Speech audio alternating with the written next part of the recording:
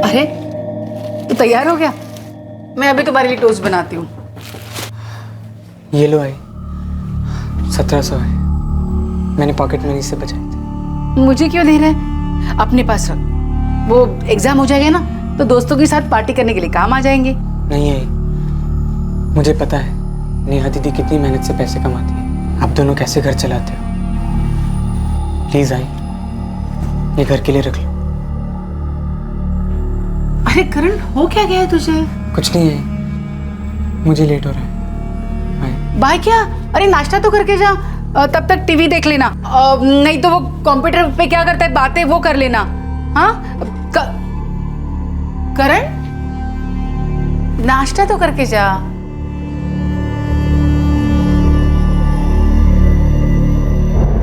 Karan, bye I.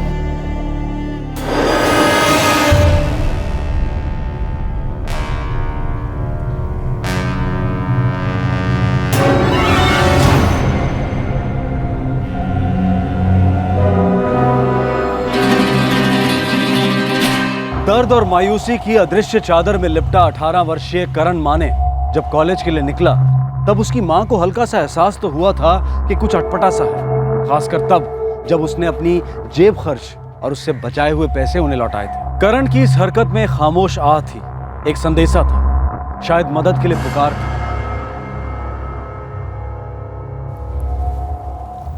The number you have called is currently switched off. उसका phone तो अभी भी switch off आ रहा है। आई 24 घंटे हो गए, अभी तक उसका कोई पता नहीं चल रहा है। उसने ऐसा कभी नहीं किया था, मुझे बहुत डर। भाई देख, तू डर मत, ठीक होगा वो। जाते वक्त ही मुझे कुछ अजीब लगा। जाते वक्त वो मुझे अपने पॉकेट मनी के पैसे दे गए। कहाँ होगा मेरा बच्चा? नेहा जी, आपके छोटे भाई करण ने आपके साथ कभी ना कभी कुछ तो शेयर किया होगा। नहीं सर, काफी दिनों से चुपचाप तो रहता था, पर मैंने ज्यादा ध्यान नहीं दिया, अपने काम में बिजी थी। नेहा जी, हमारे जमाने को ये श्राप है बिजी रहना। इतना अंधा, इतना बहरा, इतना गूंगा बना देता है कि हमारे अपनों की तो दूर की बात, हम खुद की आहे भी सुन नहीं पाते। मैं उसे रोकने वाली थी, मुझे लगा कि कुछ गलत हो रहा, कुछ तो ठीक नहीं हो रहा। कौन से कॉलेज में पढ़ता करण? LMS जूनियर कॉलेज, 12वीं साइंस में है। लेकिन वो कल कॉलेज नहीं गया था। ये बात आपको कैसे पता? जी, मैंने उसके दोस्त को फोन किया था, मेहुल, उसी ने मुझे बताया। कॉलेज आया ही नहीं, ऐसा कैसे हो सकता है मेहुल? आज सुबह तो आई के सामने कॉलेज का बैग लेके निकला था। नेहा दीदी, मुझे भी बड़ा अजीब लगा कि करण आज पूरे दिन कॉलेज नहीं आया। मैंने उसको कॉल किया, मैसेजेस किए, ऑनलाइन मैसेजेस भी छोड़े, पर नो रिस्पॉन्स। मुझे लगा उसका फ़ोन गुम गया होगा, ढूंढ रहा होगा। पर आज वो कॉलेज कैसे मिस कर सकता था? क्यों? क्योंकि आज प्रोफेसर जैन का प्रोजेक्ट सबमिशन था, एंड वो लेट सबमिशन अलाउ नहीं करते। करण कॉलेज नहीं गया, अपनी पॉकेट मनी और सेविंग्स आपको लौटा दी, और आप दोनों के हिसाब से वो चुपचाप रहता था, शायद दुखी था। तो एक सवाल सबसे पहले पूछूंगा, क्या कोई लड़की इन्वॉल्व थी उसकी जिंदगी में?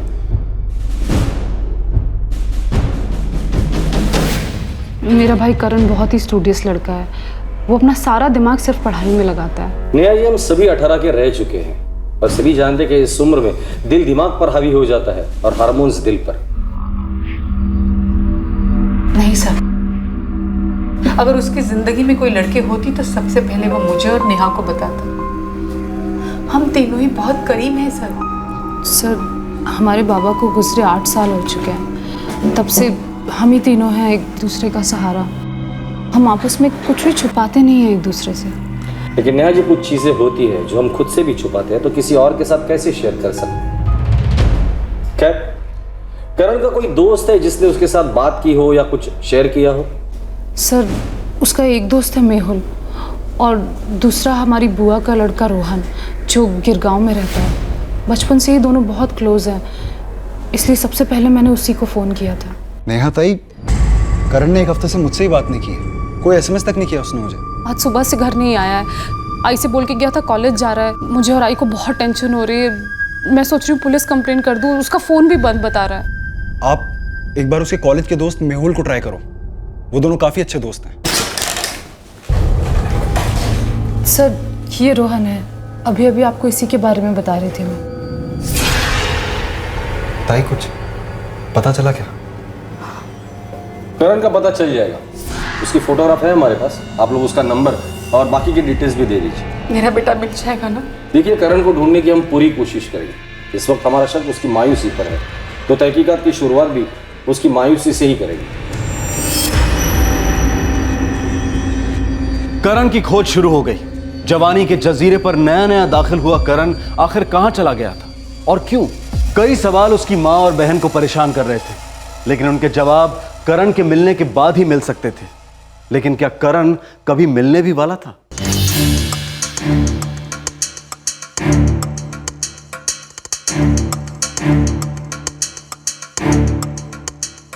पिछले 6 महीनों में कल का एक ही दिन था जब वो एब्सेंट था। Correct sir.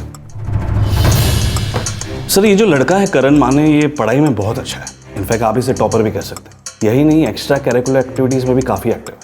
हेलो अर्चना, आज मैं काम पे नहीं आ पाऊंगी, घर में थोड़ा सा इशू हो गया है। क्या इशू हो गया नेहा? करण कल सुबह कॉलेज गया था, अभी तक वापस नहीं आया है। ओह गॉड, और उसका फोन? कई बार फोन लगाया, फोन भी बंद है। मैं और आई बहुत परेशान हो रहे हैं। पढ़ाई में टॉपर, एक्स्ट्रा करिकुलर में एक्टिव, डिसेंट लड़का। कोई गर्लफ्रेंड थी उसकी? नहीं सर, करण का सारा फोकस पढ़ाई में था सर। वो हमारे साथ घूमने भी नहीं आता था एंड पार्टीज के लिए भी नहीं आता था sir. And I am quite sure sir, उसकी कोई गर्लफ्रेंड नहीं थी। रोहन रिलैक्स, हमें हमारा काम पता है जो हम कर रहे हैं। सॉरी सर, लेकिन मुझे बड़ी टेंशन हो रही है। करण ऐसे बिना बोले जाने वालों में से है ही नहीं, इम्पॉसिबल सा है ही। अच्छा, एक बात बताओ, क्या हमें सब कुछ बताया गया है या कुछ छुपाया है हमसे? नहीं श्योर? ऐसा तो कुछ नहीं है सर। क्योंकि ये थोड़ा एबनॉर्मल नहीं लगता कि तुम्हारी उम्र का लड़का अपनी पॉकेट मनी लौटा कर गायब हो जाता है? पैसे लौटाना मुझे बिल्कुल एबनॉर्मल नहीं लगता। वो तीनों एक दूसरे के काफ़ी क्लोज हैं और एक दूसरे की प्रॉब्लम अच्छी तरह समझते हैं सर। और इनफैक्ट करण मुझसे भी काफ़ी कुछ शेयर करता है। उसने तो मुझे कुछ ऐसा कुछ बताया नहीं। पर कुछ तो है, जरूर है, और रोहन उसे हम ढूंढ निकालेंगे।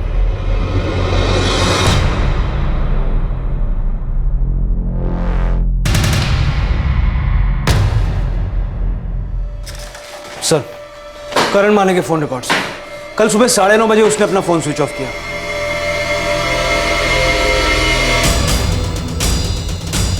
करण 9:30 बजे ही अपने घर से बाहर निकला।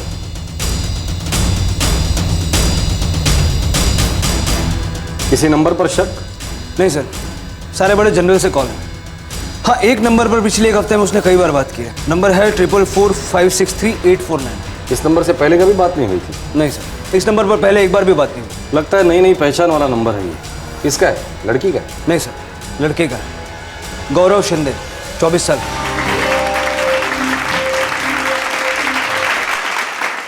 फोन करके बुला लो इसे। मैं जा रही है ड्यूटी पर। तो वो तो रोज आती है ना, इस अनाउंसमेंट करने की क्या जरूरत है? क्या जो जी में आए, अगर मेरे को क्या है?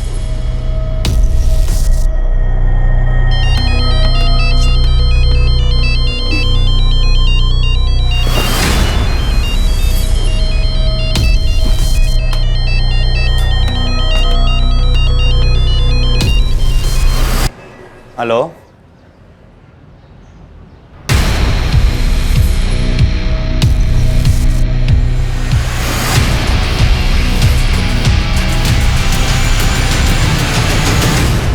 एक बार ऑर्केस्ट्रा सिंगर गौरव शिंदे और एक 18 वर्षीय होनहार स्टूडेंट करण माने के बीच में ऐसा क्या हुआ था कि एक हफ्ते के अंदर उनके बीच में 2 दर्जन से भी ज्यादा कॉल्स हुए थे? क्या शिंदे इस मिसिंग केस की एक अहम कड़ी थी?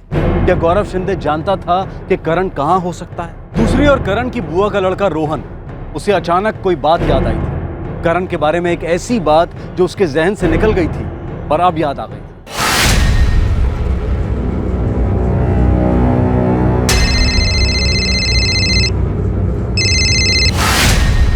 हाँ बोल करण। यार 10,000 चाहिए थे यार, बहुत अर्जेंट है। 10? अबे ATM हूँ क्या मैं? यार देखना प्लीज, कुछ हो सकता है क्या? ऐसा भी क्या अर्जेंट है बॉस?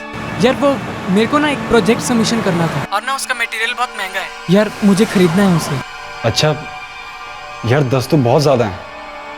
देख, चाहिए तो मैं पापा से बात कर सकता हूँ, दिए तो ठीक है, नहीं दिए तो यार वाट लग जाएगी। प्लीज प्लीज रोहन, कुछ करना यार, कुछ हो सकता है तो।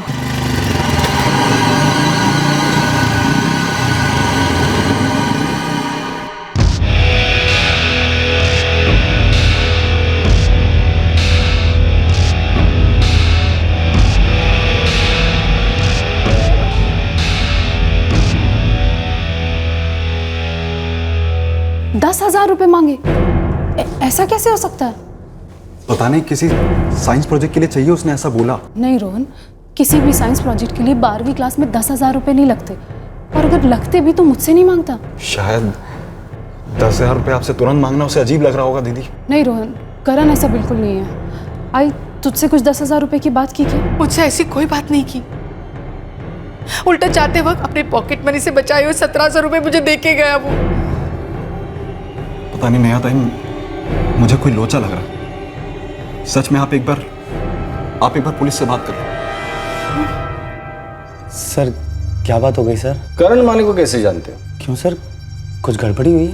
गड़बड़ी हुई इसलिए तो तुम्हें यहाँ बुलाया है। बोलो, करण माने को कैसे जानते हो? करण और मैं अच्छे दोस्त हैं। कब से तुम्हारी दोस्ती?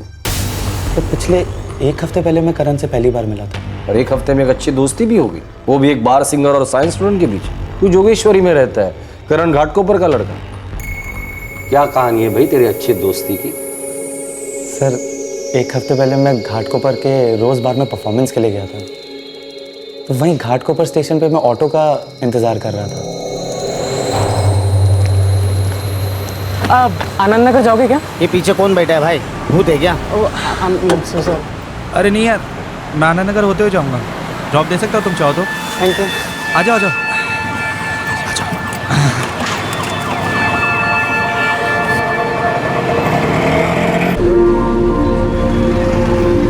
आप म्यूजिशियन हैं? म्यूजिशियन हूँ, सिंगर हूँ। टू कूल यार। म्यूजिक का बड़ा शौकीन है करण, इसलिए हमारी जम गई। नंबर्स एक्सचेंज किए थे हम दोनों ने, फिर दिन में 1-2 बार मैसेजिंग या फ़ोन पे बात हो जाती थी। पर पिछले 2-3 दिन से करण का ना तो कोई कॉल आया, ना ही कोई मैसेज। सर सब ठीक तो है ना? करण गायब है। गायब मतलब? गायब मतलब गायब, गुम, मिसिंग। 3 दिन पहले कॉलेज के लिए निकला था, लौटा नहीं। लेकिन ऐसे कैसे हो सकता है सर? करण ने तुम्हें कांटेक्ट करने की कोशिश की। देखो गौरव, अगर करण के बारे में कुछ जानते हो तो बता दो हमें, ताकि हमें उसे ढूंढने में आसानी हो जाए। सर मेरी और करण की तो ज़्यादातर म्यूज़िक को लेकर बात होती थी। हम दोनों पुराने गानों के फैंस हैं। पर्सनल बात तो कभी हुई नहीं सर। उसे पैसों की जरूरत थी, 10,000 रुपए, किसी कॉलेज प्रोजेक्ट के लिए। 10,000? तुमसे मांगे थे उसने? नहीं सर। ये पैसों की बात 8-10 दिन पहले हुई थी, और लगभग तभी तुम दोनों की दोस्ती हुई थी। नहीं गौरव, ऐसा तो नहीं कि तुम कुछ भूल रहे हो या छुपा रहे हो? नहीं सर।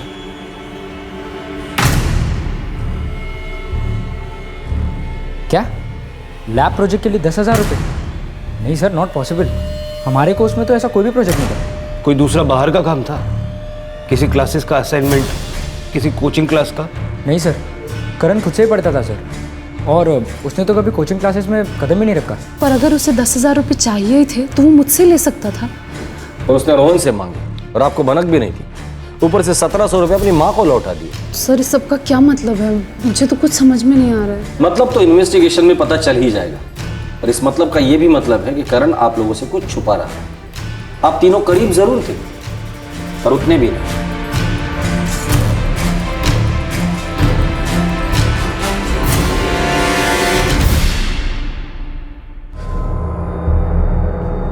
रोहन, तुमने मुझे बताया क्यों नहीं कि करण ने तुझसे 10,000 रुपये मांगे थे? बहुत अर्जेंट होता तो मैं इंतजाम करता। पापा मैं भूल गया था, माइंड से निकल गया मेरी। रोहन प्लीज मुझे एक बात बताओ, क्या तुम्हें ऐसी कोई भी बात मालूम है, कोई भी बात जो हमें नहीं मालूम? नेहा ताई, मैं कोई भी चीज़ क्यों छुपाऊंगा मैं? सर, रोहन के कॉल रिकॉर्ड्स, शक करने लायक कुछ नहीं मिला। पर शक करने लायक जरूर कुछ तो हुआ है। उसने अपनी बहन से पैसे नहीं मांगे, सिर्फ रोहन से मांगे, और वो भी अर्जेंटली।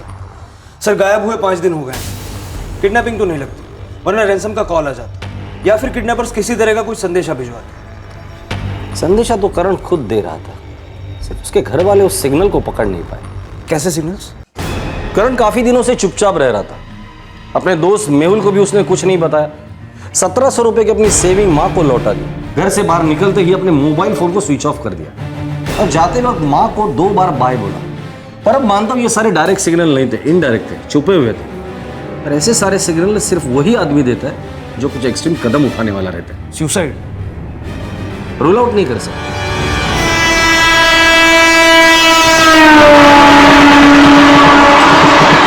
अब तक ये एक मिसिंग केस था, लेकिन धीरे धीरे इसका एक नक्शा उभर रहा था। अब ये साफ होता जा रहा था कि करण अपनी मर्जी से अपने लोगों को छोड़कर गया था, और शायद अपनी जिंदगी को भी। और दुर्भाग्यवश यही सच निकला। सर, एक लाश मिली है कल्याण रेलवे पुलिस को। हमने जो तस्वीर भेजी थी और जो डिस्क्रिप्शन भेजी थी, बॉडी उससे मेल खाती है।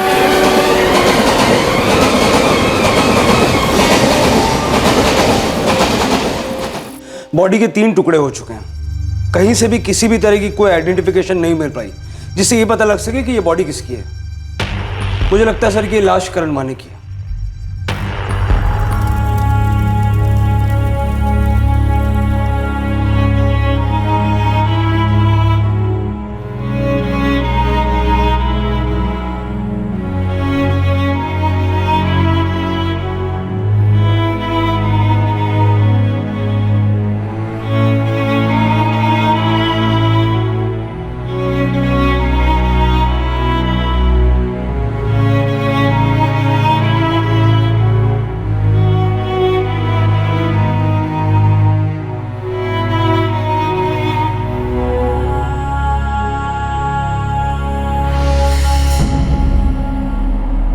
पर अब समझ में नहीं आ रहा इस करण को कौन सी चीज खाई जा रही थी।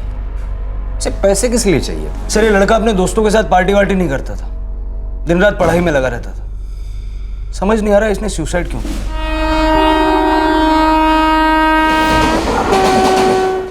बहुत ही सीधा साधा लड़का था सर। लेकिन 18 साल का था। लड़के से आदमी बन रहा था, बॉडी में हार्मोनल चेंजेस हो रहे थे। सर, हर इंसान उस दौर से गुजरता है, लेकिन हर कोई सुसाइड तो नहीं करता। कुछ तो हुआ जो वो अपनी माँ और बहन के साथ शेयर नहीं कर पाया, और अपने हम उम्र लोगों के साथ भी शेयर नहीं कर पाया, जैसे उसका कजिन रोहन और उसका दोस्त मेहुल। लेकिन पर उसने अपनी फीलिंग्स किसी न किसी के साथ तो जरूर शेयर की होगी। जमाना शेयर और लाइक का है सर। जो इंसान रियल लाइफ में अपनी फीलिंग्स छुपाता है ना, वो साइबर लाइफ में अपनी फीलिंग्स जरूर बताता है। ये रियल लाइफ और साइबर लाइफ के बीच में ही इस करण के मौत का राज छुपा होगा। अगले 48 घंटों में केस क्लोज हुआ, लेकिन उन 48 घंटों में जो खुलासा हुआ, उसने इन्वेस्टिगेटिव टीम को एक ऐसे वर्चुअल वर्ल्ड का टूर करवाया जहां हर पल हर क्षण शायद लाखों लोग एक टूरिस्ट की तरह से आते हैं, और लाखों लोग हमेशा के लिए वहां बस भी जाते हैं। इनमें से कुछ लोग इस वर्चुअल वर्ल्ड में ऐसा झटका खाते हैं कि वो वर्चुअल वर्ल्ड के साथ साथ रियल वर्ल्ड से भी आउट हो जाते हैं, अपने आप को जिंदगी से डीएक्टिवेट कर देते हैं। हाँ सर, करण भी फ्रेंड स्क्वायर पर एक्टिव था। हम सभी सोशल नेटवर्किंग साइट्स और चैटिंग एप्लीकेशंस पर ज़्यादा मिलते हैं और रियल लाइफ में कम। तुम्हारे फ्रेंड स्क्वायर अकाउंट से तुम करण का फ्रेंड स्क्वायर अकाउंट खोल लो।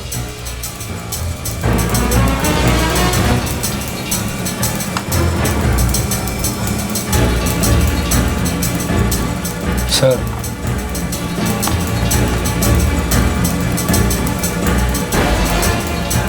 बद्री। Yes sir. करण माने का मैसेज इनबॉक्स खोल सकते हो? मुझे 5 मिनट दीजिए sir. Mehul, thanks for the cooperation. जरूरत पड़ेगी तो दोबारा बुला लूंगा मैं। और हाँ, मुंबई छोड़कर कहीं जाना नहीं।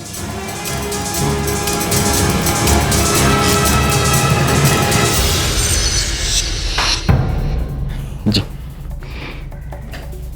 ताई, वो पुलिस के हैकर्स ने करण का फ्रेंड स्क्वायर अकाउंट हैक कर लिया। फ्रेंड स्क्वायर पे कुछ चल रहा था ना, पता था ना तुझे, फिर मुझे क्यों नहीं बताया? नेहा ताई, आई शपथ, मुझे कुछ मालूम नहीं है। आप मेरे ऊपर शक करना बंद करेंगी? सर, लड़की का नाम अंजलि है। जनवरी 2015 से करण और इस अंजलि की दोस्ती हुई है, और तब से करण अपना 95% चैटिंग टाइम इस अंजलि के साथ ही स्पेंड कर रहा है। मैसेजेस पढ़ेंगे सर? इन दोनों के बीच के जो भी मैसेजेस होंगे वो हमारे लिए सुसाइड केस के सबूत होंगे। बद्री, एक एक मैसेज पढ़ेंगे। खोल दो इनबॉक्स। हे, हेलो, व्हाट्सअप। अंजलि, तुमने तुम्हारी प्रोफाइल इन्फो में कॉलेज मेंशन नहीं किया है। क्यों, मिलने आना है? नहीं, जनरली। ओह, तो नहीं मिलोगे? अभी आ जाऊं? या स्टूपिड। करण, तुम अपना प्रोफाइल पिक चेंज कर दो। क्यों? अच्छा नहीं लगता? नहीं, वो बात नहीं है। मेरे लिए बहुत ज्यादा डिस्ट्रैक्टिंग है ना। क्यूट कोई कैसे हो सकता है? ओह प्लीज, टांग मत खींचो मेरी। यार क्या जमाना है, एक लड़की एक लड़के को कॉम्प्लीमेंट देती है और देखो इसे, डम्बो। वो जो तुमने पिक्चर पोस्ट किया है, वो लड़का जो तुम्हारे साथ खड़ा है, कौन है वो? कौन हो सकता है, तुम बोलो। मैं कैसे गेस करूं? फ्रेंड होगा कोई, बॉयफ्रेंड तो नहीं हो सकता। क्यों नहीं हो सकता? वेल, होने को तो हो सकता है, लेकिन मैं। व्हाट लेकिन? व्हाट मैं? कुछ नहीं, लेकिन तुम्हारे साथ है तो लकी है। लकी तो है, पर बॉयफ्रेंड नहीं, मेरा बड़ा भाई है। ओह ओके ओके। और तुम उससे बच के रहना, ओके? मैं क्यों बच के रहूं? क्योंकि वो मेरे बॉयफ्रेंड का कचुम्बर बनाने की बातें करता है। मैं तुम्हारा बॉयफ्रेंड हूँ? नहीं हो। So sad. और मैं क्या क्या प्लान्स बना रही थी लाइफ में। Okay bye. अरे अरे वेट, तुमने वो जो बॉयफ्रेंड वाली बात की थी, वो सीरियस थी? देखो मैं हमेशा मजाक करती रहती हूँ, पर अब सीरियसली एक बात बताओ, तुम मुझ में इंटरेस्टेड हो? इंटरेस्टेड? फुल ब्लोन प्यार हुआ है। एक शौक दूं तुम्हें? मार ही डालो प्लीज। मुझे भी हुआ है फुल ब्लोन प्यार।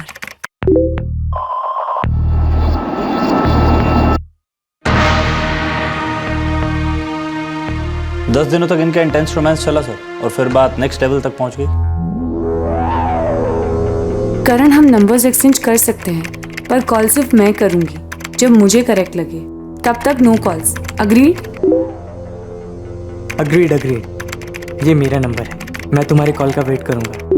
मेरा number, but never call, never. SMS कर सकते हो, but no calls. Done done.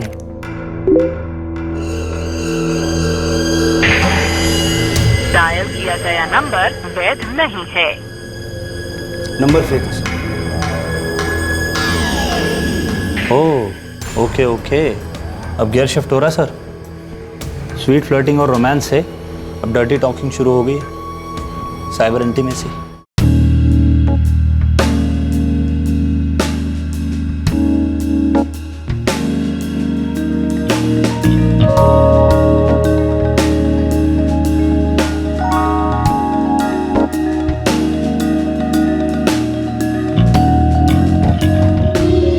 जाहिर सी बात है, ये अंजलि करण के साथ खेल रही थी और ये करण खेलना चाहता था। हाय हेलो से सीधी ऐसी बात है, वो भी इतना जल्दी? फिर प्रॉब्लम हुई सर, ये यहाँ उसका भाई बीच में आ गया, अंजलि का भाई। करण आई एम सॉरी, मैंने कंप्यूटर ऑन छोड़ा था, मेरे भाई ने हमारे चैट्स पढ़ लिए। ओह गॉड, मैं अपनी जान दे दूंगी।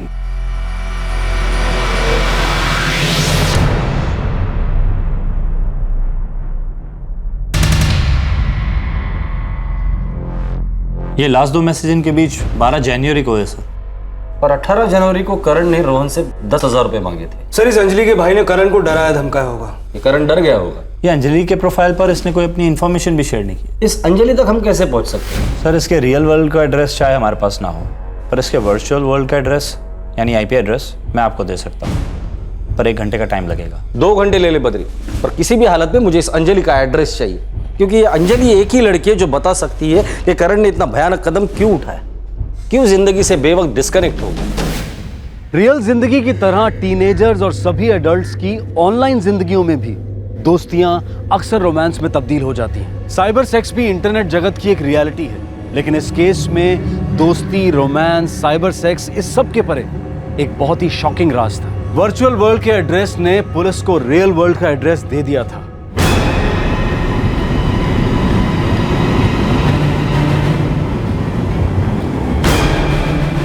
शक्ल पर इतनी मासूमियत और दिमाग में पता नहीं क्या चल रहा है। ये 10,000 रुपए भी इसी दिमाग की उपज लगती है। सर आईपी एड्रेस मिल गया। कहाँ का एड्रेस है? जोगेश्वरी का, गौरव शिंदे नाम के आदमी का इंटरनेट कनेक्शन।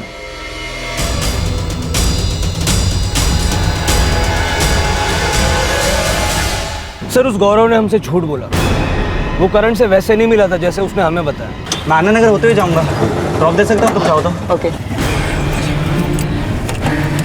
पर हाँ, वो करण से मिला जरूर होगा। उस एक लास्ट ऑनलाइन चैट के बाद अंजलि तो आउट ऑफ पिक्चर है। अंजलि ने उसे चैट एप्लीकेशन पर एक मैसेज भी नहीं किया, एक SMS तक नहीं किया, जबकि उसके पास करण का नंबर था। वो फोन कहाँ से करती, क्योंकि अंजलि का कोई नंबर ही नहीं है। पर अब ये मामला गहरा लगता है।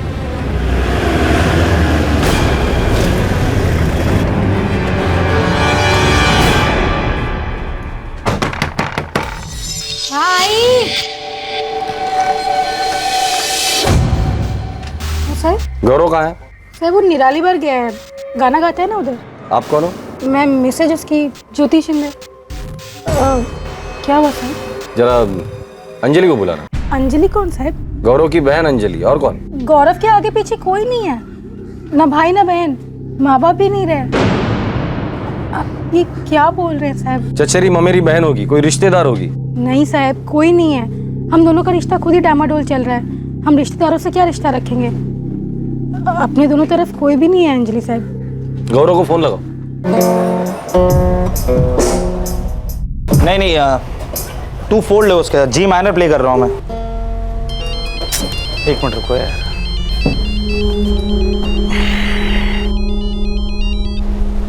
आ गया है। किधर है तू? निराली बाहर हूँ। और किधर? जल्दी बोल, जो भी काम है। ये अंजलि कौन है?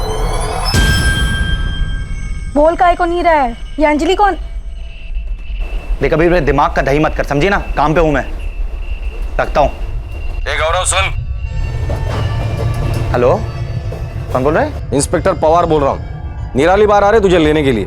कहीं जाने या भागने के बारे में सोचना भी मत, बहुत बुरा हाल करूंगा मैं तेरा।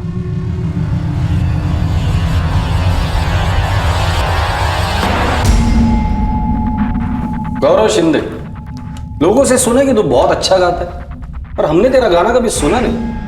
गॉड गिफ्ट है तो दो पैसे कमा लेता हूँ। अरे भाई, इस रूम में गॉड वॉड नहीं आता। गौरव शिंदे, तू अच्छा गाता है तो मैं अच्छा बजाता हूं। अब तेरे मुंह से मुझे एक ही गाना सुनना है, करण और अंजलि के लव स्टोरी का। लेकिन याद रखना, गाने के सारे बोल असली होने चाहिए। अरे एक लाइन पिरो पिरो के गाना, एक भी लाइन गलत गाई ना तो बहुत बेसुरा आलाप सुनाऊंगा तुझे। तेरे कान के ड्रम फट जाएंगे। बोल, तू ही था ना करण को ब्लैकमेल करने वाला एडल्ट चार्ट को लेकर? गौरव दादा मेरी बात सुनिए, प्लीज प्लीज दादा मेरी बात सुनिए। अबे क्या सुनूं बे तेरी? हाँ, सारी बातें पढ़ चुका हूं मैं। नंगा खड़ा तू मेरे सामने, समझा? गौरव दादा ऐसा कुछ नहीं है, आप गलत समझ रहे हैं। तूने मेरी बहन अंजलि के दिमाग में गंदगी भर रखी है। उसे गंदी गंदी बातें की है चैट पर, गंदी गंदी तस्वीरें भेजी है, वीडियो क्लिप भेजी है। हो दादा, लेकिन मैं उससे प्यार करता हूँ। ये प्यार है? हाँ साले ठरकी, तेरे को शर्म नहीं आती है? अडल्ट चैट को तू प्यार कहता है? आई एम सॉरी दादा, I am really very sorry. अबे सॉरी का अचार डाल रहे, बहुत महंगी पड़ने वाली है तेरे को ये, बहुत भारी पड़ेगी ये गंदगी साले। सर मैं तो टाइम पास कर रहा था सर, मुझे लगा थोड़ा डराता हूँ, नचाता हूँ। नहीं गौरव शिंदे, ये सही लाइन नहीं गा रहा है तू। सही लाइन सही सुर में गा। करण को पैसे के लिए ब्लैकमेल तू ही कर रहा था ना? हाँ या ना? हाँ सर, मैं ही कर रहा था, लेकिन मुझे नहीं मालूम था बात यहाँ तक पहुँच जाएगी सर। मैं 10,000 कहाँ से लाऊंगा दादा? प्लीज प्लीज मुझे माफ कर दो। ए छिचोरे, तेरे को लास्ट चांस दे रहा हूं मैं प्रायश्चित करने का, और तू यहाँ पे मुझसे तोलमोल कर रहा है? हैं? 10,000 रुपए दे, ये तो सीधे जेल जाएगा तू। मैंने बहुत ट्राई किया है दादा, मुझे 10,000 कहीं से नहीं मिल रहे हैं। मेरी फैमिली बहुत गरीब है दादा, मेरे बाबा भी नहीं है। अबे अंजलि तुझसे भी ज्यादा गरीब है, लेकिन इज्जत बिकाऊ नहीं है उसकी, समझा? तूने उसकी इज्जत पर हाथ डाला है, कीमत तो तुझे चुकानी पड़ेगी। कल तक इंतजार कर रहा हूं तेरे 10,000 का, अगर नहीं आए ना तो तू जेल गया समझ।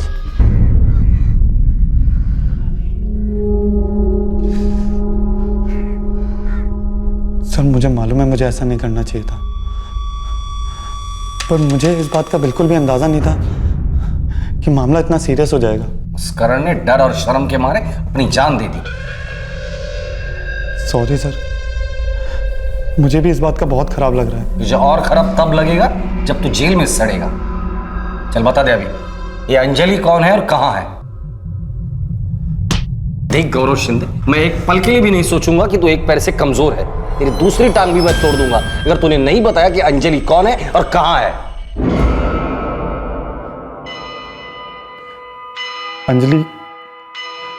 अंजलि कोई नहीं और कहीं नहीं, अंजलि मैं ही और आप लोगों के सामने।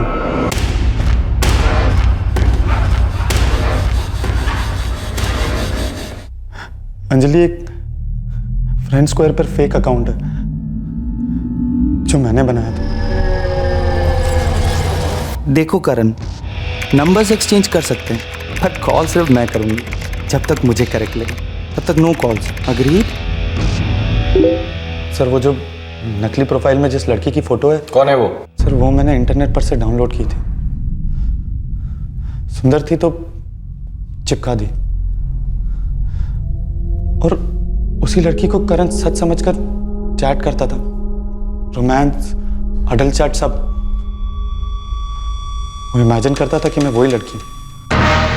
प्लीज ऐसा मत करो करण, मुझे कुछ कुछ होता है। Oh god, oh no, stop it please. तुम सच में जानना चाहते हो मैंने क्या पहना है? बहुत ज्यादा ठीक नहीं हो रहे हो। Naughty boy. इतना गंदा गेम खेला उस बेचारे लड़के के साथ। सर बेचारे तो हम भी हैं ना सर। बाहर में गाना गाने का कोई शौक नहीं और ना ही कोई ढंग की कमाई होती। पैसे कमाने का ये प्लान बनाया तूने? प्लान नहीं बनाया, वो तो कुछ और करते करते कुछ और हो गया। तो क्या कर रहा था तू? सिंगिंग करियर एकदम गोल है मेरा। सोचा था किसी टैलेंट शो में जाऊंगा,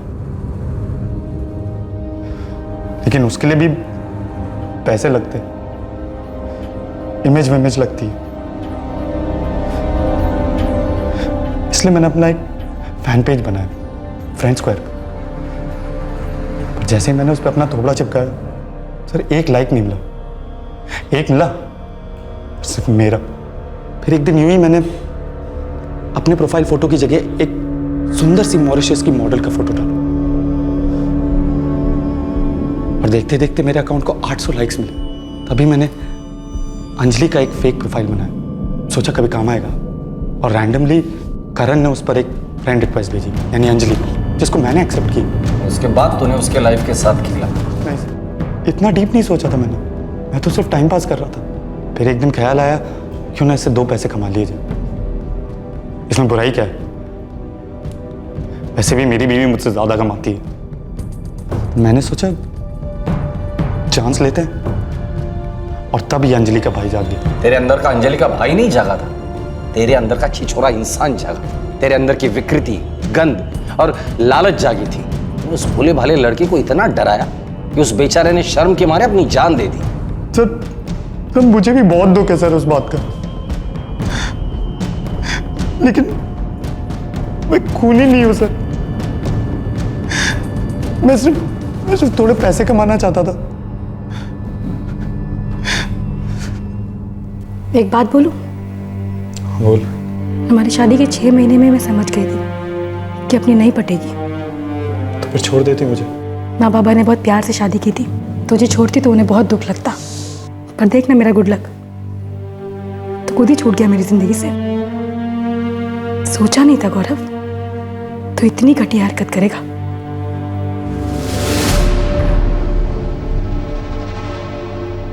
करण इतना कमजोर नहीं था सर, ये सच नहीं हो सकता। देखिए नेहा जी, सच तो ये है कि ऐसा ही हुआ था।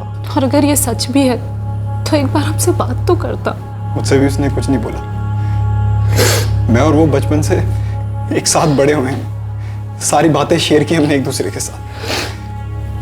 एक बार वो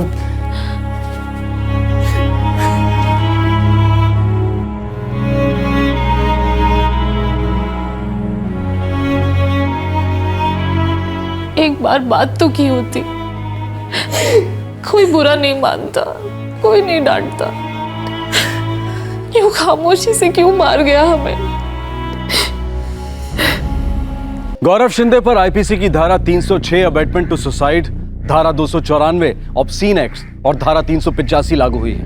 वो इस वक्त जुडिशियल कस्टडी में है। इस केस में कोई हसीना नहीं थी, सिर्फ एक दीवाना था जो एक फेक सोशल नेटवर्किंग प्रोफाइल से मोहब्बत कर बैठा, और बहुत ही दुखद अंत हुआ इस एक तरफे इश्क का।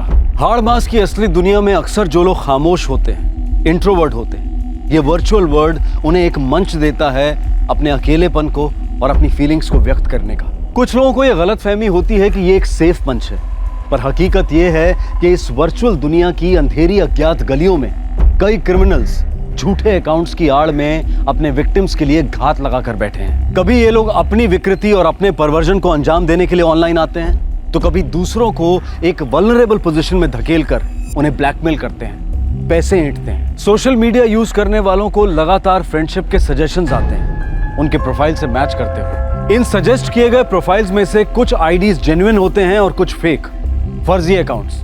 और इन फर्जी आईडीज को पहचानना नामुमकिन नहीं है, बस उसमें थोड़े सब्र और थोड़ी कॉमन सेंस यूज करने की जरूरत होती है। अगर हम किसी ऐसे फेक प्रोफाइल के हाथों फंसते हैं तो उसके लिए सोशल मीडिया को दोषी ठहराना ठीक नहीं होगा। सोशल मीडिया को जिम्मेदारी और सेफ तरीके से इस्तेमाल करने का दायित्व सबसे पहले यूजर पर है। ये बहुत ही दुखद है कि करण माने ने बदनामी के डर से इतना बड़ा गलत कदम उठाया। ऑनलाइन चैटिंग के वक्त सावधानी और फिर ब्लैकमेलिंग के दौरान समझदारी, शायद करण की जान बच सकती थी।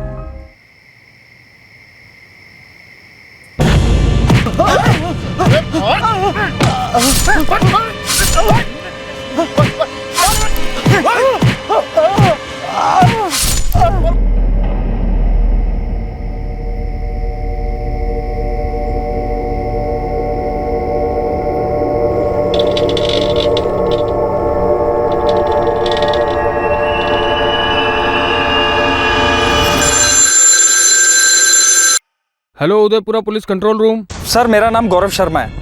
यहाँ रेहाली रोड पर सीमेंट फैक्ट्री के पास एक आदमी जख्मी हालत में पड़ा है। नाम सर महेश गोयल। हाँ महेश गोयल है सर। ठीक है, हम जल्द से जल्द पुलिस टीम और एम्बुलेंस भेज रहे हैं।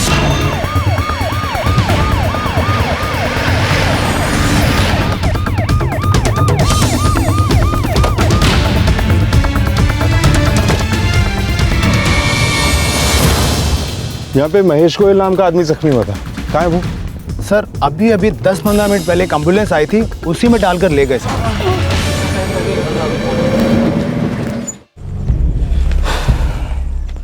चौधरी पूरा एरिया स्कैन करो, फॉरेंसिक टीम और फोटोग्राफर्स को भी बुलवाओ। सब।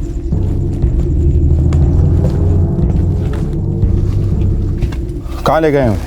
सर्व कृपा अस्पताल में। कौन आया था उसे लेने? घायल का आप भाई होगा शायद। सर महेश गोयल का ऑपरेशन चल रहा है, डॉक्टर से बात नहीं हो पाई। ये महेश गोयल नाम कुछ सुना सुना लगता है। क्या ये वही महेश गोयल है जो लोक जागरण पार्टी का कैंपेन करता है? वही है सर, मैंने लोक जागरण पार्टी का स्टिकर भी देखा उसकी बाइक पर। अभी कुछ ही दिनों में स्थानीय चुनाव होने वाले हैं। लोक जागरण पार्टी का जो उम्मीदवार है विक्रम चौबे, उसके प्रचार का सारा काम यही महेश गोयल देखता है। चुनाव के वक्त में ये चाकू छुरी चलना कोई हैरत की बात नहीं है। मुझे तो अभी से इस केस में राजनीति का रंग नजर आ रहा है। जब ये वारदात हुई उसके कुछ ही दिनों बाद उदयपुरा में काउंसलर पद के लिए स्थानीय चुनाव होने वाले थे। घायल होने वाला शख्स महेश गोयल एक पार्टी के उम्मीदवार की कैंपेन को लीड कर रहा था। अब एक बात तो तय थी कि इस घटना से क्षेत्र का राजनीतिक माहौल गरमाने वाला था, लेकिन किसी को अंदाजा भी नहीं था कि इस केस से न सिर्फ राजनीति बल्कि कई लोगों की जिंदगी में भी तूफान आने वाला था। कई गड़े मुर्दे, कई गुप्त राज जो सालों से दफन थे, अब सबके सामने आने वाले थे।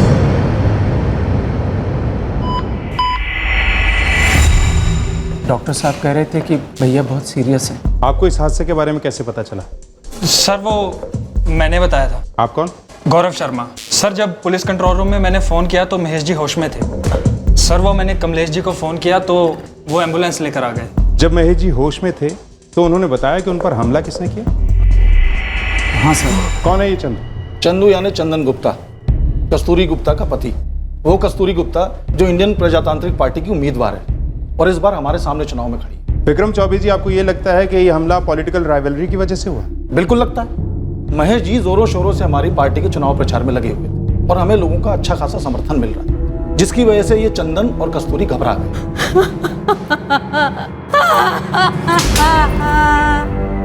यार चिंता मत कर, भैया ठीक हो जाएंगे, उनको कुछ नहीं होगा। हम ये राजनीतिक दुश्मनी वाला एंगल जरूर टटोलेंगे।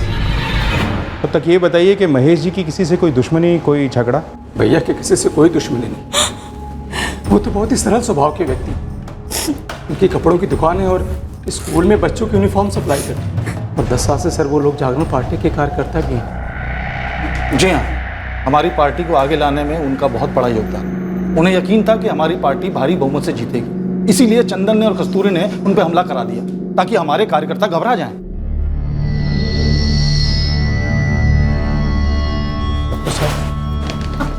भैया ठीक तो हो जाएंगे ना? देखिए खून बहुत बह चुका है, अभी तो कुछ कहना जल्दबाजी होगी। डॉक्टर हम उनसे मिल सकते हैं? फिलहाल तो वो बेहोश है और एक ऑपरेशन भी बाकी है, वक्त तो लगेगा। इंस्पेक्टर, अगर आपने चंदन गुप्ता को गिरफ्तार नहीं किया तो हमारे कार्यकर्ता चुप नहीं बैठने वाले, हम भी ईंट का जवाब पत्थर से देंगे। विक्रम जी, हम एक्शन लेंगे और बहुत जल्द मुजरिम हमारी पकड़ में होंगे, लेकिन अपने तरीके से छानबीन करके।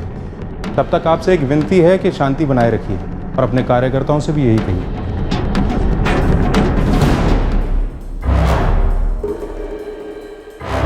अरे विक्रम चौबे पागल हो गया चुनाव के टेंशन में। चंदन भैया वो टेंशन ले नहीं रहा है, दे रहा है। उसके हाथ मौका लग गया है आपको बदनाम करने का, और वो वही कर रहा है। कहीं ये हमारी पार्टी में से तो किसी ने नहीं करवाया ना? सवाल ही नहीं होता। अगर किसी ने किया होता तो मुझे जरूर पता चलता। विक्रम को तो बैठे बैठे मुद्दा मिल गया हम पर निशाना उठाने का। बैठे बैठे दुनिया में कुछ भी नहीं मिलता। मुझे तो लगता है ये सब कुछ विक्रम का ही किया धरा है। लोगों की हमदर्दी हासिल करने के लिए उसी ने ये नाटक किया। पर अब हम क्या करेंगे? तो राजनीति में आरोप प्रत्यारोप तो चलती ही रहती है। मैं सब संभाल लूंगा। एक तरफ जहां एक आदमी ऑपरेशन थिएटर में अपनी जिंदगी के लिए लड़ रहा था, वहीं दूसरी तरफ दोनों पॉलिटिकल पार्टीज के बीच में आरोप प्रत्यारोप का सिलसिला शुरू हो चुका था। एक पार्टी इल्जाम लगा रही थी तो दूसरी पार्टी उन इल्जामों को बेबुनियाद बताकर अपना पल्ला झाड़ने की कोशिश कर रही थी। लेकिन इस केस का एक तीसरा पहलू भी था जहां इस वक्त फिक्र और दहशत का माहौल बना हुआ था। मुझे खुद नहीं पता कि गड़बड़ कैसे हो गई। हाँ, मुझे पता है कि महेश काफी सीरियस है। अब क्या कर सकते हैं? हाँ, मामला तो गरमाएगा ही। देखिए, चुनावी माहौल काफी गर्म है। विक्रम चौबे हमारी पत्नी के खिलाफ इलेक्शन लड़ रहा है। अब विक्रम के घर में अगर किसी को जुकाम भी हो जाए तो उसका इल्जाम वो हम पर ही देगा। चुनाव जीतने के लिए लोग किसी भी हद तक जा सकते हैं। महेश गोयल विक्रम चौबे के घर का सदस्य नहीं है, उसकी पार्टी का वर्कर है। और आपको बता दूं, उसे जुकाम नहीं हुआ है, उस पर हमला हुआ है, वो भी जानलेवा। और आप हम पर शक कर रहे हैं? वैसे हमने महेश गोयल से जुड़े सभी लोगों की डिटेल्स निकलवाई। उसकी किसी से दुश्मनी हो ऐसा कुछ सामने नहीं आया है। सिर्फ एक ही कनेक्शन बन रहा है कि वो आपके खिलाफ चुनाव प्रचार कर रहा है। और जैसा कि आपने कहा है कि चुनाव जीतने के लिए लोग किसी भी हद तक जा सकते हैं। सारी हदें तो विक्रम चौबे ने पार कर दी इंस्पेक्टर। बाहर जाकर देखिए वो किस तरह से इस मुद्दे का इस्तेमाल करके लोगों की सहानुभूति लेने की कोशिश कर रहा है। उनके कार्यकर्ता पूरी कोशिश कर रहे हैं हंगामा खड़ा करने की। ये तो हमने अपने वर्करों को रोक रखा है, वरना हमारी पार्टी की जड़ें भी बहुत गहरी हैं। हम भी ईंट का जवाब पत्थर से दे सकते हैं। बाद में हमसे मत कहिएगा कि हमने आपको आगाह नहीं किया। चेतावनी के लिए शुक्रिया। वैसे ऐसे मामलों से निपटना हम जानते हैं। आप अपनी राजनीति कीजिए, हम अपना काम करें। आप गलत दरवाजे पे दस्तक दें। उन्हीं के पार्टी के किसी अंदर के आदमी का काम। तो कहावत तो आपने सुनी होगी ना कि एक तीर से दो शिकार। मेजर अटैक, हम लोग महेश जी को नहीं बचा पाए।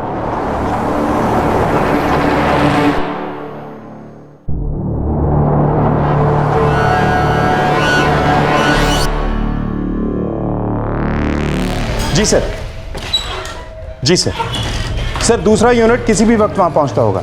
हम पूरी कोशिश कर रहे हैं क्राउड पर काबू पाने की। 1 घंटे के अंदर सिचुएशन अंडर कंट्रोल होगी sir. Jain sir. Sir, crowd control से बाहर जा रहा है। अगर फोर्स यूज करने की परमिशन दे दें तो। उसकी जरूरत नहीं पड़ेगी। मेरी एसपी साहब से बात हो गई है। वो लोक जागरण पार्टी के एमएलए प्रदीप प्रजापति से बात करेंगे कि वो अपने कार्यकर्ताओं को शांत रहने की अपील करें। तुम एक काम करो, ये FIR चेंज करो। ये अटेम्प्ट टू मर्डर का केस अब मर्डर केस बन चुका है। एसपी साहब, मैं समझ सकता हूँ, लेकिन मैं क्या कर सकता हूँ? कार्यकर्ता बहुत गुस्से में है। महेश गोयल को बहुत मानते थे ये लोग, उनका अपना आदमी था वो। प्रदीप जी, अगर ये हिंसा बढ़ती रही तो उसका असर इन्वेस्टिगेशन पर भी होगा। अब आप ही बताइए कि हम इस वायलेंस को रोकें या इस केस को सॉल्व करें। ठीक, मैं अपने कार्यकर्ताओं को समझाने की कोशिश करता हूँ, लेकिन हाँ, आपको भी एक बात की गारंटी देनी होगी कि आप जल्द से जल्द गुनहगार को पकड़ेंगे और उसे सजा दिलवाएंगे। आखिर मुझे अपने कार्यकर्ताओं को कुछ तो आश्वासन देना होगा। आई अश्योर यू सर, लेकिन इस वक्त बहुत जरूरी है कि ये आग काबू में आ जाए, तभी तो हम अपना काम सही तरीके से कर पाएंगे। ठीक है एसपी साहब, ठीक। विक्रम को फोन लगाओ, उससे बोलो कि बहुत हो गया अल्लाह मचाना, बस करो। कहीं ऐसा ना हो कि उसकी बाजी उल्टी पड़ जाए। अभी फोन लगा उसको। हम लोगों में से किसी ने नहीं किया है। तो फिर किसने किया? अभी तक पता नहीं चला साहब, लेकिन हम ढूंढ निकालेंगे। आप टेंशन मत लो। टेंशन मुझे नहीं, तुझे हो जाएगा अगर जल्दी पता नहीं लगा। साहब पक्का भाड़े के टट्टू थे, 2 थे ना, एक को तो पक्का ढूंढ निकालेंगे। एक मिल गया तो दूसरा अपने आप हाथ लग जाएगा। तू पहले एक को तो ढूंढ। साहब पता तो नहीं है, लेकिन हम ढूंढ निकालेंगे। लेकिन कब? सबसे यही डायलॉग सुन रहा हूँ। महेश गोयल पॉलिटिक्स में था, पर उसे इस तरह सड़क पर रोक कर मारना कोई मामूली बात नहीं साहब। वो जो कोई भी होगा डेयरिंग वाला होगा साहब। तो पता लगा ये डेयरिंग वाला डर के हमारे किस बिल में छुपा बैठा है। साहब मैंने आपसे कितनी बार कहा है कि चंदन गुप्ता ने ही मेरे भाई का खून किया है, लेकिन आप उनसे पूछताछ करने की बजाय हमसे सवाल जवाब कर रहे हैं। हमारे भैया के लिए उनका परिवार, उनकी पार्टी, उनकी दुकान, यही सब उनकी जिंदगी थी। साहब महेश गोयल इस एरिया में काफ़ी फेमस था। मुझे नहीं लगता इस एरिया कोई आदमी महेश के नाम की सुपारी उठाएगा। हो सकता है सुपारी लेने वाला बाहर का हो और जिसने सुपारी दी है वो यहीं का है। मेरे पास इसकी कोई जानकारी नहीं है साहब, पर कोशिश जारी। तू अपनी बता, तूने आखिरी काम कौन सा उठाया था? 6 महीने पहले ही तो बेल हुआ है। वो दिन है और आज का दिन तौबा कर लिया उस काम से। अब तो आप लोगों की मेहरबानी, सिर्फ दाल रोटी चल रही है साहब। दाल रोटी नहीं, बिरयानी भी मिलेगी। पहले कोई काम की खबर लेके आ।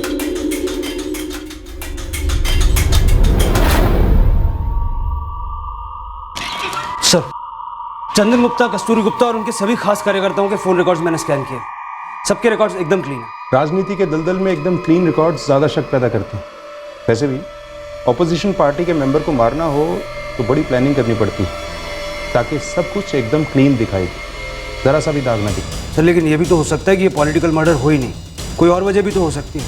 आखिर महेश भी पॉलिटिक्स में था, और जितना सीधा उसकी फैमिली हमें बता रही है, हो सकता है उतना सीधा शायद वो ना हो। ऐसा करो, महेश के कॉल रिकॉर्ड्स निकलवाओ। हो सकता है कि कंकाल उसी की अलमारी में।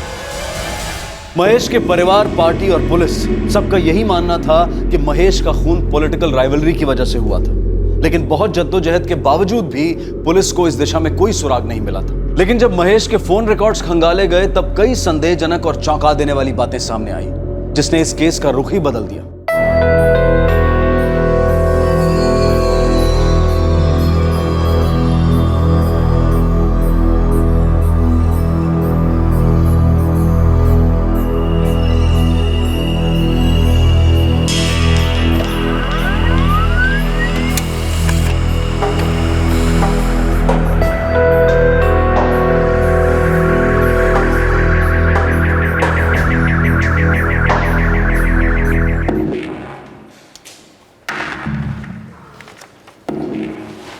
तीर निशाने पे लगा है। Yes sir. महेश गोयल की 16 मार्च तक रोजाना 1 नंबर से बात होती थी। 16 मार्च के बाद एक बार भी नहीं हुई, और उसके ठीक 4 दिन बाद यानी 20 मार्च को महेश पर हमला हुआ। ये 44456789 ये किसका नंबर है? किसी पूजा जायसवाल का है। इस पूजा जायसवाल की हर रोज महेश से बात होती थी, फिर अचानक बातचीत होना बंद हो गई। इस पूजा जायसवाल से अपना बातचीत करना तो बनता है।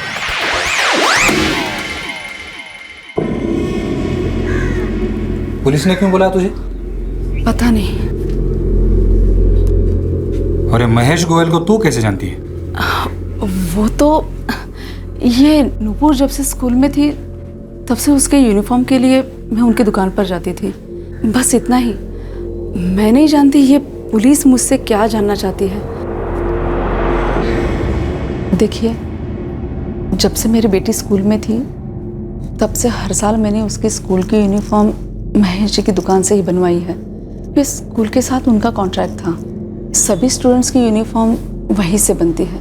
सभी जन जानते हैं महेश जी को, और मैं भी 10 साल से पहचानती हूँ। लगता है आप काफी करीब से जानती थी उन्हें। आपके फोन रिकॉर्ड्स बता रहे हैं कि आप दोनों में रोजाना बात होती थी। अब हर रोज एक नई यूनिफॉर्म तो नहीं बनवाती होंगी ना आप?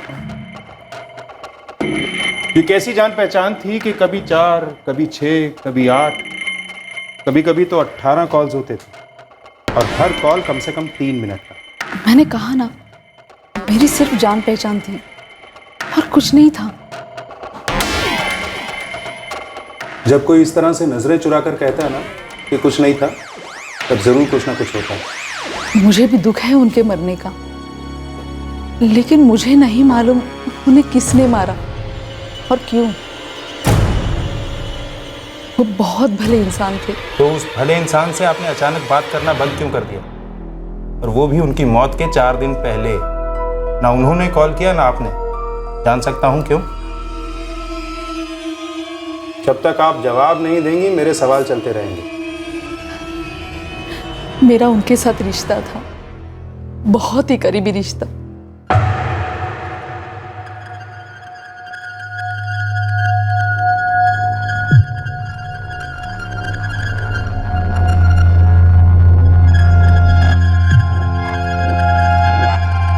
जब नुपुर 10 साल की थी तब से मैं हर साल महेश जी की दुकान पर उसके स्कूल ड्रेस के लिए जाया करती थी। उन दिनों मैं अपनी शादी से खुश नहीं थी और मेरे पति दामोदर भी मुझसे नाराज रहते थे। तभी मुझसे महेश जी मिले और आप दोनों का अफेयर शुरू हो गया। मैं भी अपनी शादी से खुश नहीं। पूजा, हम दोनों का हाल बिल्कुल एक जैसा है और हम अपनी अपनी शादी भी। हमारे रिश्ते में कोई बंधन नहीं था। हमें तो बस एक दूसरे का साथ अच्छा लगता था और हम एक दूसरे से अपने मन की बातें शेयर किया करते थे। फिर ये शेयरिंग अचानक 16 मार्च के बाद बंद कैसे हो गई? किसके घर पता चल गया था, आपके या महेश के?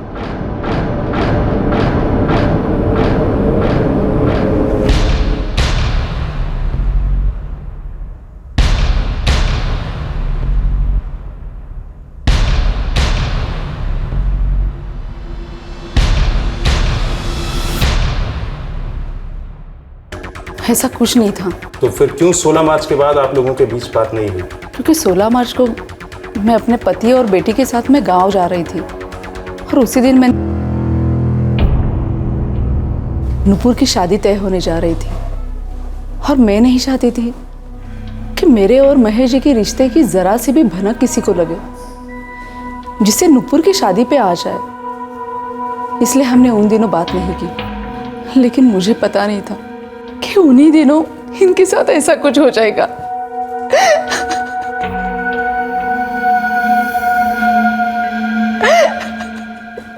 इनका 10 साल से अफेयर चल रहा था,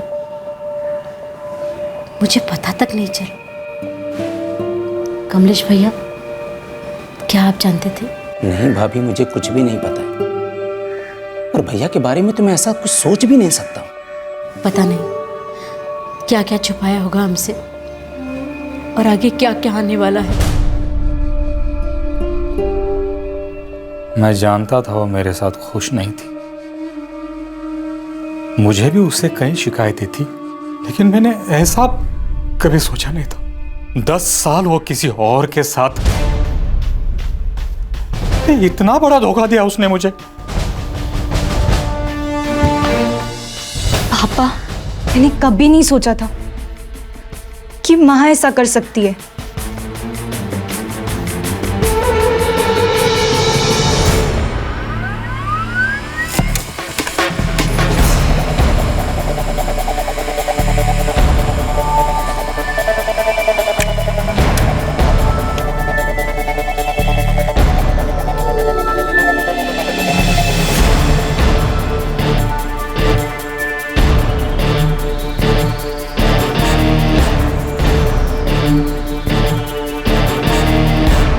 सर, पूजा और उसके पति दामोदर के फोन रिकॉर्ड्स चेक किए। महेश गोयल की पत्नी शांति गोयल और कमलेश गोयल के रिकॉर्ड्स भी देखे। कुछ भी सस्पिशियस नहीं मिला। लगता है इन दोनों की फैमिलीज को इन दोनों के अफेयर का पता नहीं। कमाल है, 10 साल से इनका अफेयर था, रोजाना बात होती थी, फिर भी किसी को कुछ नहीं पता चला। महेश के पार्टी वर्कर्स तक को नहीं पता। पार्टी की पब्लिसिटी करता था और अपने कारनामों को पार्टी और परिवार सबसे छुपा के रखा। मुझे ऐसा लगता है कि इस महेश के पीछे एक और महेश छुपा था जिसे कोई नहीं जानता था। पता नहीं इस नकाब के पीछे छुपे महेश ने और क्या क्या कारनामे किए होंगे। महेश गोयल का एक नया चेहरा उभर कर सामने आया था जिससे उसके अपने भी वाकिफ नहीं थे। महेश ने बड़ी चालाकी से अपने उस चेहरे को नकाब के पीछे छुपा कर रखा था। लेकिन क्या कोई ऐसा था जो उसकी इस दूसरी शख्सियत को जानता था? साहब, इस एंगल को तो कुरेदा ही नहीं था। जब कुरेदना शुरू किया तो पूरा कुआं निकला। सीधा सीधा बोल। सीधी बात तो यह है साहब कि जो महेश था लेडीज के मामले में एकदम टेढ़ा था, एक नंबर का औरत था। फिर किसी को खबर कैसे नहीं हुई इस बारे में? बहुत चालू आदमी था साहब। उसका काम था स्टूडेंट लोगों का कपड़ा बनाने का। अब ज़्यादातर स्टूडेंट के कपड़े बनवाने और सिलवाने कौन आता है? उनकी माँ। ये साला महेश उन लेडीज लोगों पर लाइन मारता था। तो उसकी दुकान में काम करने वाले तो जानते होंगे ना इस बारे में। साहब आपने बोला तो हमने खबर निकलवाई, वरना कोई दुकान में काम करने वाला इस मैटर पर क्यों बोलेगा भला। और ऊपर से जो लेडीज लोग थी वो सब शादीशुदा थी, अगर कंप्लेंट करती तो उनकी भी बदनामी होती, इसलिए वो भी चुप रहती थी। और साहब ये पूजा जायसवाल अकेली नहीं थी, और भी बहुत रही होंगी, लेकिन कोई सामने क्यों आएगा भला। महेश की मौत की वजह कहीं यही तो नहीं? पूरा चांस है साहब।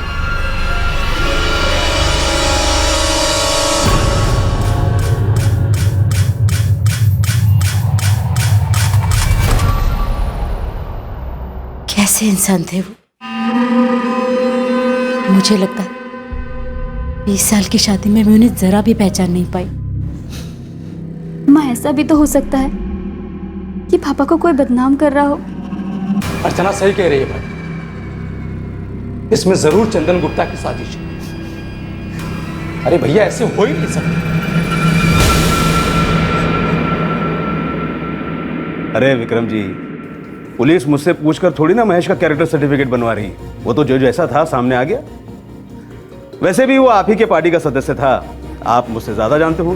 ये मैं बहुत अच्छी तरीके से जानता हूं कि आप ये अनछंड कहानियां क्यों बना रहे हैं, ताकि महेश के नाम पे आप मुझ पे और मेरी पार्टी पे कीचड़ उछाल सकें। ऐसा मैंने सोचा तो नहीं था, लेकिन जो कुछ भी हो रहा है हमें खुशी हो रही है उसमें। और एक बात, पूजा जायसवाल को हमने खड़ा नहीं किया, पुलिस खुद पहुंची थी वहां तक। और ये छोटी छोटी बात पर हमें दोष देना बंद कीजिए। राम राम। मुझे माफ कर दीजिए, मुझसे गलती हो गई। किस मुंह से माफी मांग रही हो? अगर ये सब नहीं हुआ होता तो मैं तो पूरी जिंदगी अंधेरे में ही रहता। तुम्हारी ये करतूत कभी सामने नहीं आती। मुझे अब तुमसे कोई रिश्ता नहीं रखना।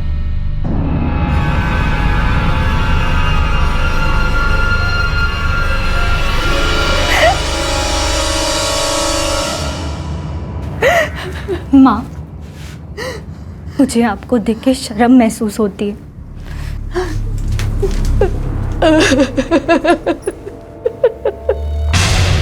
सर, ये तो तय है कि महेश का पूजा के अलावा बहुत सारी औरतों से चक्कर था, लेकिन ये पता लगा पाना मुश्किल है कि किस किस से उसका अफेयर है और किसने उसके मर्डर की साजिश की। पता चल जाएगा चौधरी। जब महेश का इतना गहरा राज छुपा नहीं रह सका, तो ये साजिश कैसे छुपी रह सकती है? दिमाग बेच खाए हो क्या? समझा उसको, दुम पकड़ के बैठा रहे एक जगह। तू भी दोबारा फोन मत करना, माहौल ठीक नहीं है, समझा?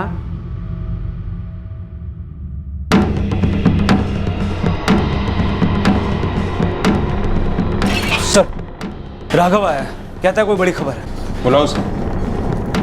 साहब, आप वो मोहन शुक्ला को जानते हैं ना? हाँ जानता हूँ, तेरी बिरादरी वाला ही है ना, हिस्ट्री शीटर। क्या वो साहब, उसका इशू चल रहा है इन दिनों। किसके साथ? सचिन जेटली के साथ। ये सचिन जेटली कौन है? साहब, हमारी बिरादरी का ही है, हिस्ट्री शीटर। कहाँ रहता है? यहाँ का नहीं है साहब, बाहर वाला है। मोहन, ये गलत है। काम तो किया ना मैंने। तू भी जानता है तूने क्या किया। एक तो सारा काम उल्टा कर दिया, मालूम है तेरी वजह से कितना बड़ा झमेला हुआ है। हमने बात की है सेठ से, कहा कुछ टाइम रुकने का। अरे लेकिन बस। साहब, वो चाय वाला है ना, वो मेरा दोस्त है। उसके कानों में जो पड़ा उसने मुझे बताया, मोहन और सचिन के बीच पैसे की बात पे कुछ पंगा चल रहा था। पक्का सुपारी के पैसे होंगे। और साहब, पिछले एक हफ्ते में हमारे यहाँ एक ही कांड हुआ है।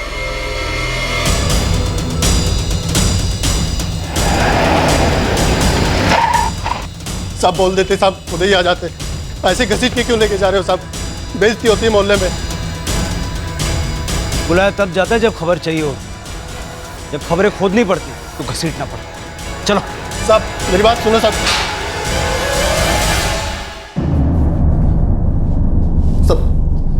सब नहीं साहब, बोलता हूँ सब, वो थोड़ा पंगा हो गया साहब। कैसा पंगा? हमें भेजा गया था, लेकिन सिर्फ सबक सिखाने के लिए। किसे? महेश गोयल को? जी साहब।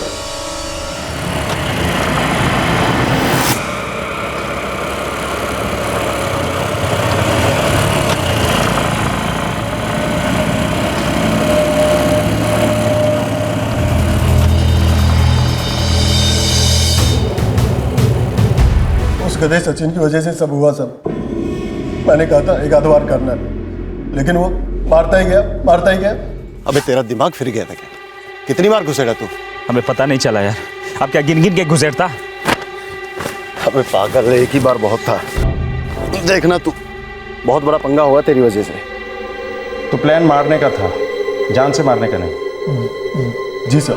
किसका प्लान था? कौन मास्टर महेश को सबक सिखाना चाहता था? सेठ जी, वो पैसे लेने कब आऊं? साले किस बात के पैसे? जो बोला था वो तो किया नहीं। किसने बोला था मारने को? सॉरी सेठ जी, वो गलती हो गई। वो मेरे साथ जो बंदा था ना, उसने ज्यादा ही हाथ घुमा दिया। कौन बोला था ऐसे पागल को साथ में ले जाने को? पता है वो महेश सीरियस है, शायद मर भी सकता है। अरे बाप रे, ये तो बहुत बड़ी गलती हो गई सेठ जी। ऐसी की तैसी तेरी गलती की। कुछ दिन चुपचाप बैठ और दोबारा फोन मत करना मुझे, वरना तेरी ये गलती हमारे गले का फंदा बन जाएगी। मेरा कब साहब, मैं तो दोनों तरफ से फंस गया ना साहब। एक तो सचिन सुपारी के पैसे के लिए मेरा दिमाग खा रहा था, और इधर नरेश सेठ भी मेरा पैसा नहीं दे रहा था। ये नरेश कौन है? क्या काम करता है? सब नरेश सेठ का कैटरिंग का बिजनेस है। सचिन कहाँ मिलेगा? एक एक करके सारी कड़ियां जुड़ रही थीं और यह केस सॉल्व होने की कगार पर था। हमलावरों का मकसद महेश गोयल की जान लेना नहीं था, वो सिर्फ उसे सबक सिखाना चाहते थे। इस हमले का मास्टरमाइंड था उसी इलाके में केटरिंग का बिजनेस चलाने वाला नरेश शर्मा। लेकिन नरेश शर्मा की क्या दुश्मनी थी महेश से, और वो उसे किस बात के लिए सबक सिखाना चाहता था?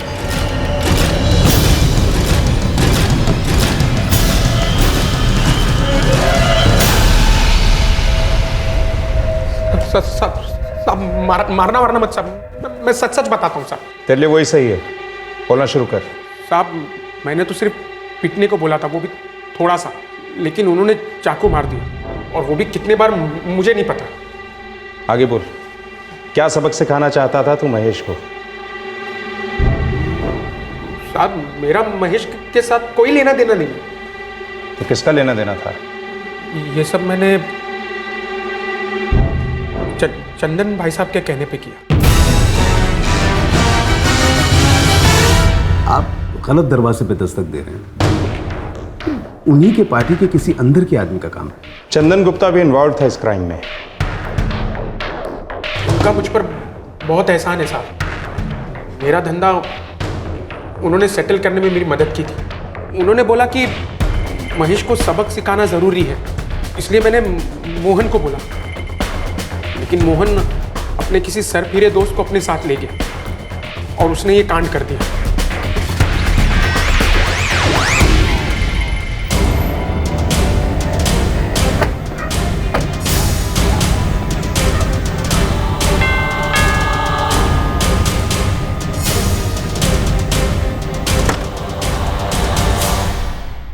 अब शायद हम सही दरवाजे पे दस्तक दे रहे हैं मिस्टर चंदन गुप्ता।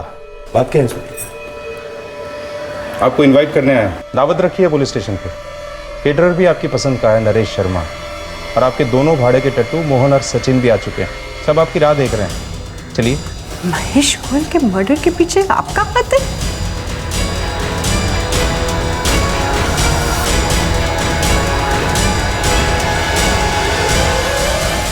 जल्दी बोलना शुरू करो चंदन गुप्ता, वैसे कल तक बात पूरे इलाके में फैल जाएगी। आपकी पत्नी की उम्मीदवारी भी कैंसिल हो सकती है, ना भी हुई तो हारना तो तय है। आपका पैंतरा उल्टा पड़ गया। इसका राजनीति से कोई लेना देना नहीं था सर। वही तो मैं कह रहा हूं, जो भी आपने बोलना है अभी बोल दो। उसमें कितना सच है कितना झूठ है वो हम पता लगा लेंगे, और जरूरत पड़ी तो आपसे उगलवा लेंगे। आप तो बोलना शुरू करो बस। ये महेश गोयल की नजर बिल्कुल अच्छी नहीं थी। हर औरत पर गंदी नजर डालता था, गंदे गंदे इशारे करता था। काफी औरतों ने शिकायत की थी मुझसे। पानी सर से ऊंचा तब हो गया जब कुछ हफ्ते पहले एक औरत फिर से उसकी शिकायत लेकर हमारे पास आई।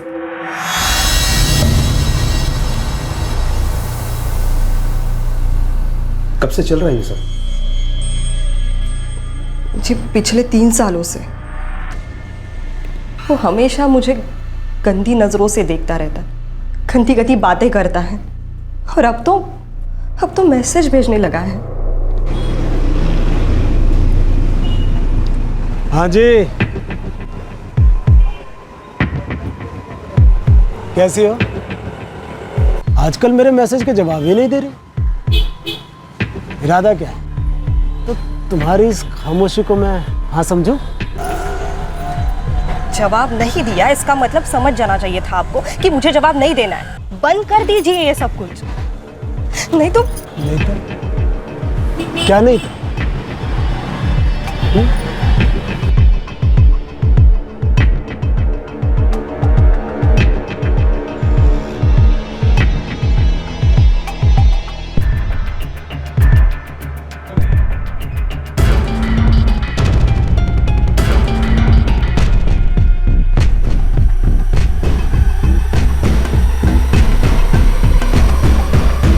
आपको दिखाना था इसीलिए मैसेज डिलीट नहीं किया। वो हर रोज़ इसी तरह के मैसेज भेजता रहता है और हर रोज़ मैं उसे डिलीट करती हूँ। कभी कभी ऐसा लगता है कि मेरे पति ने वो पढ़ लिए तो क्या समझ बैठेंगे वो। एक बार ऐसे भी लगा कि नया नंबर ले लूँ, लेकिन पति तो तब भी सवाल पूछेंगे ना। महेश गोयल एक नंबर का बेशर्म इंसान है। वो जानता है मेरी मजबूरी को और उसी का फायदा उठा रहा है। मुझे समझ में नहीं आ रहा कि मैं क्या करूं। आप ही मेरी मदद कीजिए। ये कोई पहली बार नहीं हुआ था। इलाके की कई औरतें परेशान थी उससे, मुझे आकर कंप्लेन करती थी और मुझे बहुत गुस्सा आता था कि औरतें बेबस थी, चुपचाप सह रही थी। और महेश शराफत का मुखौटा पहने शान से घूमता था। जो मैसेज लिखता था, जो भेजता था, मैं तो आपके सामने बोल भी नहीं सकता। ये कोई कारण नहीं हुआ किसी की जान लेने का। आप एक पार्टी के लीडर हैं, इसका मतलब ये नहीं है कि आप किसी को भी मार डालें। मैं तो सिर्फ उसे पिटवाना चाहता था ताकि उसे सबक मिले और औरतों को परेशान करना बंद करे। अगर आप ऐसा चाहते थे तो पुलिस में कंप्लेंट कर सकते थे। अगर मैं ऐसा करता तो मुझ पर राजनीति करने का आरोप लगता। आप उन औरतों को भी कंप्लेंट करने के लिए बोल सकते थे। वो शादीशुदा औरतें हैं और महेश जानता था कि जो अपने पति से ये सब बातें नहीं कह सकती वो पुलिस में कंप्लेंट क्या करवाएंगी। तो आपने खुद ही ये समाज सेवा करने का फैसला कर लिया और अपने उस वफादार नरेश को ये काम सौंपा।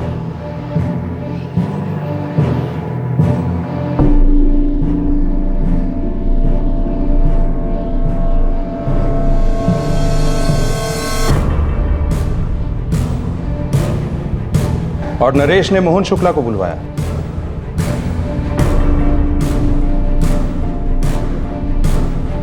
ये 10,000 एडवांस, बाकी सबक सिखाने के बाद। सेठ जी, इस काम को पूरा करने के लिए एक आदमी और लगेगा। 10 गुना पैसे उतने ही मिलेंगे जितने तय हुए। ठीक है। और मोहन ने बाहर से एक दूसरे हिस्ट्री शीटर को बुलाया, सचिन जेटली। दाम कम है क्योंकि जान से नहीं मारना, सिर्फ पीटना है। बॉल करेगा या नहीं? ठीक है चल। वैसे भी आजकल बहुत मंदी चल रही है यार, बता देना कब करना है। ठीक है, बोलता हूँ। और एक भाड़े के टट्टू ने हाथ ज्यादा घुमा दिया। अगर आप चाहते तो महेश के खिलाफ पुलिस केस बनता, उसे जेल भी हो सकती थी अगर आप कोशिश करते, लेकिन आप तो खुद ही फैसला करने निकले। अब आप महेश के मर्डर के जुर्म में जेल जाएंगे और साथ में जाएगा आपका वफादार नरेश। इन हिस्ट्री शीटर्स का तो अंदर बाहर चलता रहता है।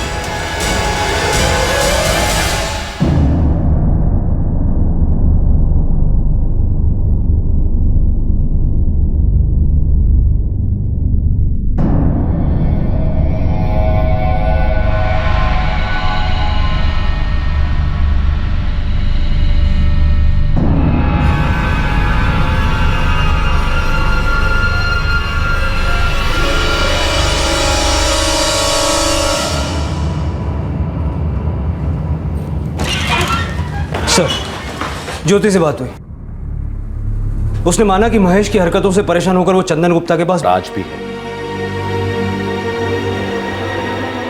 चंदन गुप्ता, नरेश शर्मा, मोहन शुक्ला और सचिन जेटली, इन चारों को आईपीसी की धारा 302 के तहत हत्या के लिए, धारा 34 के तहत कॉमन इंटेंशन के लिए और धारा 120 के तहत आपराधिक षड्यंत्र रचने के लिए बुक किया गया है। इंटेरोगेशन के बाद चारों आरोपियों को जुडिशियल कस्टडी में भेज दिया गया है, लेकिन ट्रायल शुरू होना अभी बाकी है। एक संगीन जुर्म, एक हत्या, किसी को सबक सिखाने के बेतुके जुनून का नतीजा था ये। इस केस के अंत में इस केस से जुड़े सभी लोगों को उनके साथ उनके अपनों द्वारा किए गए विश्वासघात के बारे में पता चला।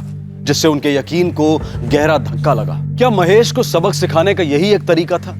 क्या महेश गोयल की पुलिस में कंप्लेंट करके या उसकी पार्टी के किसी वरिष्ठ सदस्य से बात करके इस प्रॉब्लम का हल नहीं निकाला जा सकता था? अगर किसी ने बात करने की कोशिश की होती तो यकीनन इसका हल जरूर निकल सकता था। किसी भी तरह के हैरेसमेंट, उत्पीड़न से निपटने का यही एक प्रैक्टिकल तरीका है कि उसके खिलाफ कंप्लेंट दर्ज कराई जाए और डटकर उसका मुकाबला किया जाए। कानून को अपने हाथ में लेने से बेहतर है कि कानून के दायरे में रहकर ही समस्या का समाधान ढूंढा जाए। इसमें कोई दो राय नहीं कि महिलाओं को इस तरह के हैरेसमेंट का कदम कदम पर सामना करना पड़ता है और ये कभी भी आसान नहीं होता। अक्सर जब महिलाएं इसके खिलाफ आवाज उठाती हैं तो उन्हें बहुत से मोर्चों पर जूझना पड़ता है।